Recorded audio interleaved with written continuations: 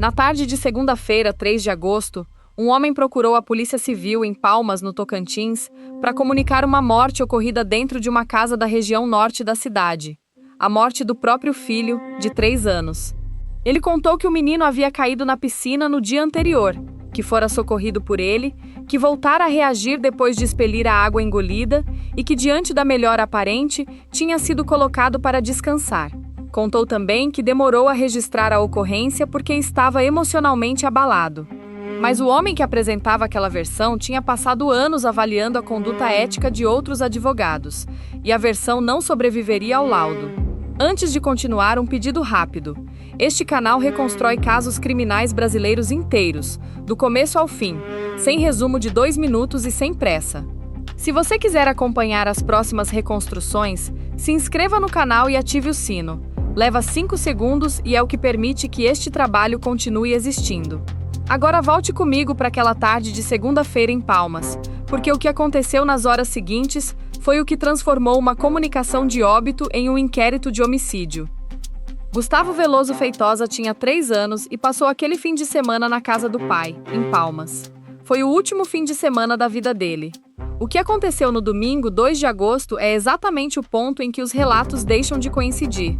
Segundo a versão apresentada pela defesa do pai, o menino caiu na piscina da residência. O pai teria retirado a criança da água, prestado os primeiros socorros e, depois de o menino expelir a água engolida, teria observado que ele voltara a reagir. Ainda segundo essa versão, deu banho no filho e o colocou para descansar. Preste atenção ao que essa versão contém e ao que ela não contém. Ela descreve um afogamento, um socorro e uma recuperação aparente. Nas versões divulgadas publicamente daquela noite, não aparece nenhuma menção a atendimento médico posterior, a chamada de emergência ou a ida a um hospital. Isso não significa necessariamente que não tenha havido. Significa que não consta do que foi tornado público até agora, e o inquérito corre sob sigilo. Na manhã de segunda-feira, 3 de agosto, segundo o mesmo relato, o pai percebeu que a criança não apresentava sinais vitais. E aqui aparece o primeiro intervalo que a investigação passaria semanas tentando fechar. A morte não foi comunicada naquela manhã. A Polícia Civil só foi procurada à tarde. A Secretaria da Segurança Pública do Tocantins, o pai informou que a demora no registro da ocorrência se deveu ao fato de estar emocionalmente abalado. E há um segundo intervalo, mais delicado, que só apareceria depois. Segundo a reconstrução divulgada pela Polícia Civil, a morte teria ocorrido ainda na noite de domingo, dia 2. Segundo o relato do pai, o menino dormiu depois do episódio da piscina e só foi encontrado sem vida na manhã seguinte. As duas afirmações não podem ser verdadeiras ao mesmo tempo, e a diferença entre elas não é de detalhe. É a diferença entre um acidente com desdobramento e uma noite inteira que ninguém, até hoje, explicou publicamente. A hora exata da morte continua sem confirmação. Uma comunicação de óbito infantil não termina no balcão de uma delegacia. Ela dispara um procedimento. O corpo é encaminhado ao Instituto Médico Legal para exame cadavérico. A residência onde a morte ocorreu passa a ser local de interesse pericial. E o delegado que recebe a comunicação começa a comparar aquilo que ouviu com aquilo que consegue observar.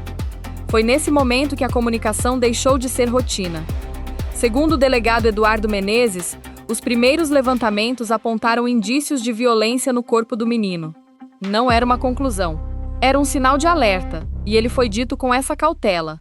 Os laudos periciais é que deveriam esclarecer se a morte tinha sido causada por um acidente ou se houve um homicídio. A partir daí, o caso saiu da mão de quem recebe ocorrências e passou para quem investiga mortes. O inquérito foi instaurado pela Primeira Divisão Especializada de Homicídios e Proteção à Pessoa de Palmas, a DADPP, unidade da Polícia Civil que trata especificamente de homicídios, e passou a tramitar sob segredo de justiça. Isso muda tudo, inclusive para quem tenta reconstruir o caso de fora. Sob sigilo, o que sai não é o inquérito. São informações que investigadores decidem tornar públicas. Enquanto isso, a família materna se movimentava. Nas redes sociais, parentes de Gustavo publicaram homenagens e cobraram apuração. A mãe, Sabrina Feitosa, passou a falar publicamente. a advogada que representa a família começou a se manifestar sobre o caso. E na quarta-feira, 5 de agosto, a defesa da mãe pediu formalmente que a polícia representasse pela prisão preventiva do pai da criança, apontado como principal investigado. No mesmo dia, a Polícia Civil protocolou o pedido de prisão preventiva do pai e da companheira dele. Mas nada disso é o que virou o caso. O que virou o caso foi um documento técnico. O Instituto Médico Legal concluiu o exame no corpo de Gustavo. E o laudo, segundo a investigação, não identificou sinais de afogamento. Mas para entender como se chegou até ali, é preciso voltar quase 3 anos. Igor Gustavo Veloso de Souza tem 33 anos e é advogado. Não era um advogado qualquer dentro da estrutura da própria classe. Em 2023, ele presidia o Tribunal de Ética e Disciplina da Ordem dos Advogados do Brasil, seccional Tocantins. O Tribunal de Ética e Disciplina é o órgão que examina a conduta dos advogados inscritos, que instaura procedimentos disciplinares e que aplica sanções, dá advertência à exclusão dos quadros. Presidir esse tribunal significa ocupar a cadeira de onde se avalia o comportamento dos outros. Em outubro de 2023, ele deixou essa presidência. E a saída não foi espontânea nem administrativa. Ele foi afastado do cargo depois que Sabrina Feitosa, então ex-companheira e mãe de Gustavo, o acusou de ameaças e procurou a justiça. O relato apresentado à polícia na época descrevia uma escalada doméstica. Segundo esse relato, as ameaças começaram depois de uma discussão envolvendo o filho do casal, então com 8 meses de idade. Ele queria que a criança dormisse com ele. A mãe recusou, porque ainda estava amamentando o bebê. Foram registrados 2 boletins de ocorrência e, entre as provas anexadas ao procedimento, havia áudios atribuídos ao advogado. A justiça concedeu a medida protetiva. Uma medida protetiva não é um gesto simbólico. É uma decisão judicial que reconhece risco e impõe restrições concretas a uma pessoa determinada, com prazo, com alcance definido e com descumprimento sujeito à prisão. Ela existe porque um juiz entendeu que havia motivo para existir. Guarde essa data e guarde essa medida, porque ela é o eixo deste caso. E há um segundo processo, distinto desse, que não pode ser confundido com ele. Em reportagem publicada este mês, o veículo Catarinas informou ter tido acesso a uma denúncia por lesão corporal apresentada pelo Ministério Público do Tocantins contra Igor em outro caso de violência doméstica, com outra mulher. O documento registra que, em agosto de 2022, ele teria agredido fisicamente uma então namorada durante uma discussão. Um laudo pericial feito dias depois identificou lesões. A vítima registrou a ocorrência e pediu medidas protetivas de urgência. Durante o inquérito, ele negou as acusações. São 3 coisas separadas, e é importante mantê-las separadas. Uma denúncia do Ministério Público de 2022, envolvendo outra vítima, uma medida protetiva de 2023, obtida pela mãe de Gustavo, e o inquérito de 2026, que apura a morte do menino. Nenhuma delas prova a outra. Todas elas estão no mesmo dossiê de quem hoje investiga. Porque o que aconteceu entre a medida protetiva e agosto de 2026 é a parte deste caso que menos se discute e que mais pesa. Os pais de Gustavo não viviam juntos e mantinham uma disputa judicial. E segundo nota divulgada pela defesa da mãe, o regime de convivência entre Gustavo e o pai decorria de decisão judicial. Não era um acordo informal entre ex-companheiros. Era determinação da justiça. E é assim que a defesa da mãe descreve o arranjo que levava o menino àquela casa. Ainda segundo a defesa da mãe, Sabrina já havia relatado que o filho voltava machucado dos períodos de convivência com o pai, mas tinha medo de denunciá-lo em razão de ameaças feitas pelo ex-companheiro. E há um vídeo, gravado pela própria mãe e divulgado depois da morte, em que Gustavo diz que não queria ir para a casa do pai. É material que circula atribuído à família e que a investigação conhece. Não é prova pericial e não substitui laudo nenhum. É o registro de uma criança de 3 anos dizendo o que dizia antes de morrer. Agora, o interior da investigação. O ponto de virada não foi um erro cometido por alguém. Foi uma incompatibilidade material. De um lado, a versão do afogamento. De outro, o exame do corpo. Segundo a Polícia Civil, o laudo do Instituto Médico Legal não identificou sinais de afogamento e apontou que a criança morreu depois de sofrer múltiplas agressões. com indicação de hemorragia interna e de lesões descritas como compatíveis com violência extrema. O diretor do IML, Eduardo Godinho, falou publicamente sobre a gravidade do que o exame encontrou. Um ponto desse conjunto merece ser dito com precisão, porque é o que separa uma investigação em andamento de uma conclusão. Segundo a Polícia Civil, as lesões teriam sido provocadas por algum instrumento que, até o que foi divulgado, ainda não havia sido identificado. Não identificado significa exatamente isso. A investigação afirma o efeito e não afirma a causa material. Enquanto esse objeto não for determinado, uma peça central da reconstrução continua faltando. É preciso ser transparente sobre a origem dessa informação. Este canal não teve acesso ao laudo íntegro, nem aos autos, nem à perícia de local. O inquérito corre sob segredo de justiça. Tudo o que se sabe sobre o exame cadavérico chega por meio de investigadores que o citam e da imprensa que os reproduz. É uma fonte de segunda linha, e ela é tratada aqui como tal. Com o laudo, a investigação passou a fazer o caminho inverso, reconstruir a noite de domingo a partir do corpo, e não a partir do relato. E foi aí que dois elementos do trabalho de bastidores ganharam peso. O primeiro está na casa.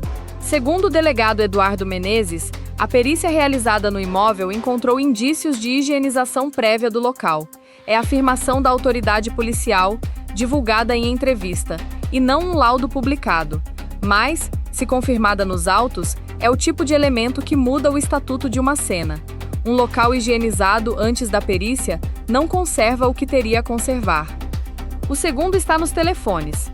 Ainda segundo o delegado, os aparelhos celulares utilizados pelo pai e pela madrasta foram descartados no dia em que a morte foi comunicada, e até 11 de agosto não tinham sido recuperados. Em uma investigação de 2026, isso não é um detalhe. Mensagens, geolocalização, horários de uso, chamadas, buscas na internet, é a camada digital inteira da noite de domingo que fica de fora da reconstrução enquanto os aparelhos não aparecem. Paralelamente, o Ministério Público do Tocantins informou que acompanhava a investigação em contato com a Polícia Civil e que aguardava a conclusão das diligências, sem antecipar informações sobre eventuais medidas cautelares, porque providências judiciais, quando existem, tramitam sob segredo de justiça. É uma frase burocrática e é também um dado. O órgão que terá de decidir se denuncia alguém acompanhava a produção da prova desde o início. Por isso, a etapa seguinte anunciada pela Polícia Civil não foi uma acusação, e sim mais trabalho. O delegado informou que o pai e a madrasta seriam interrogados novamente, com um objetivo declarado: confrontar as versões que eles apresentaram no início com as conclusões do laudo pericial definitivo.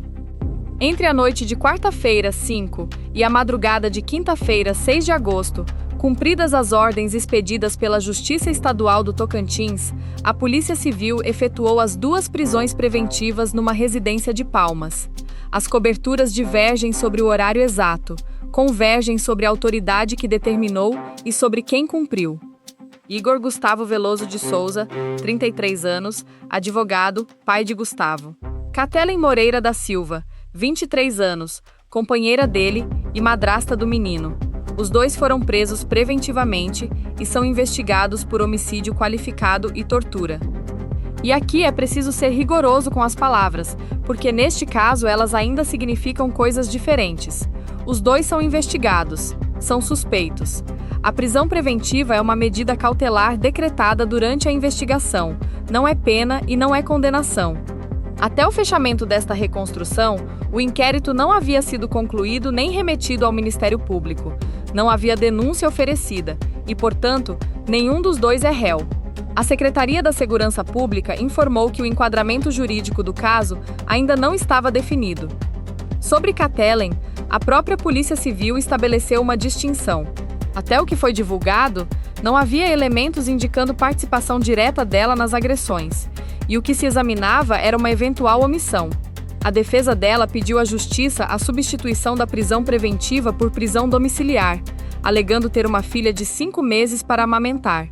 O resultado desse pedido não foi confirmado publicamente. As defesas dos dois sustentam que as acusações exigem análise técnica, evitam discutir prova pela imprensa e afirmam que ambos se submeteram voluntariamente às ordens de prisão. Mas não foi só isso. 2 dias depois da morte, a Ordem dos Advogados do Brasil no Tocantins aplicou suspensão cautelar à inscrição profissional de Igor. A própria entidade fez questão de dizer o que essa medida é e o que ela não é. Tem natureza cautelar, vale até a instauração e a análise do procedimento disciplinar no Tribunal de Ética e Disciplina. Não representa a decisão definitiva e não retira dele o contraditório, a ampla defesa e o devido processo legal. É uma sanção administrativa da própria classe e não uma decisão penal. Ele foi suspenso pelo mesmo tribunal que já presidiu. E há uma tese jurídica em disputa.